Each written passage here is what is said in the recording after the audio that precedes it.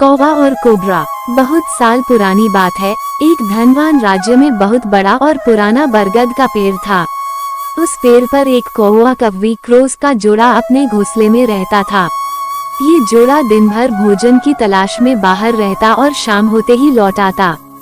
उसी पेड़ के पास एक दुष्ट सांप कोबरा भी रहता था। कौवा कव्वी का जोड़ा बहुत आराम से गुजर बसर कर रहा था। इसी बीच कव्वी ने अंडे दिए। दोनों बेहद खुश थे। लेकिन एक दिन जब वो बाहर गए तो सांप उनके अंडों को खा गया। दोनों बहुत रोए।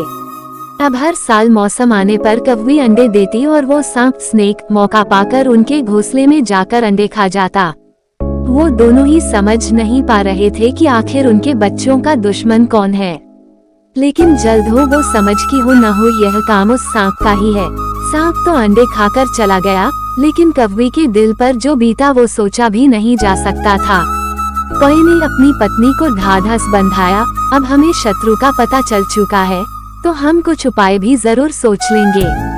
कौवे ने काफी सोचा और अपनी मित्र लोमड़ी से सलाह लेने दोनों उसके पास गए। लोमड़ी ने अपने मित्रों की दुख भरी कहानी सुनी। लोमड़ी ने काफी सोचने के बाद कहा, मित्रों, तुम्हें वह पेड़ छोड़कर जाने की जरूरत नहीं है। मेरे पास एक तरकीब है जिससे उस दुष्ट सांप से छुटकारा पाया जा सकता है। लोमड़ी ने अपने चतुर दिमाग में आई तरकीब बताई। उन्होंने लोमड़ी को धन्यवाद दिया और अपने घर लौट आए। अगले ही दिन योजना अमल में लानी थी। दरअसल उस प्रदेश की राजकुमारी एक सरोवर में अपनी सहेलियों के साथ जल क्रीड़ा करने आती थी। उनके साथ अंगरक्षक तथा सैनिक भी आते थे। जब राजकुमारी और उनकी सहेलियां सरोवर में स्नान करने जल में उतरी तो योजना के अनुसार कौवा उड़ता हुआ वहां आया।